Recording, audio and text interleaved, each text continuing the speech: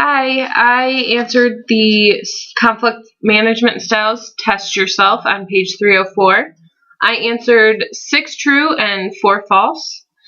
Number 5 I was a little unsure about, just like a couple other students were. I answered false to my messages are basically descriptive of the events leading up to the conflict. Number 1, 2, 3, 4, and 6 and 7 I answered true. The question that I had no problem answering false was number 10. I use messages that may attack a person's self-image if this will help me win an argument. I know what it feels like to have my self-image attacked when someone is trying to win an argument, and I would never ever intentionally do that to anybody else, no matter what the situation is. So I feel like that could help me positively with my future communication. I'll never intentionally hurt anyone's feelings in order to get something I want or to resolve a conflict. I just think that's mean and unnecessary.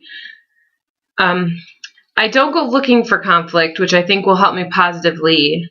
I don't try to hurt people, like I said, or attack people during conflict.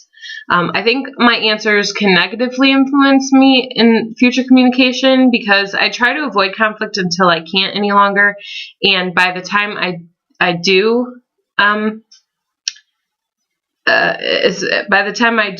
deal with conflict, it's usually too late and I feel stuck and I wish that I had dealt with it sooner. I am going to continue taking the needs of other people's consideration, other people's needs and their feelings into consideration when I'm dealing with conflict. I'm going to need to work on making my messages less judgmental. I need to also start confronting conflict sooner than I do, because it just overwhelms me and stresses me out even more in the end when I wait until I absolutely have to deal with conflict. So those are what I need to work on. And thanks for listening, guys.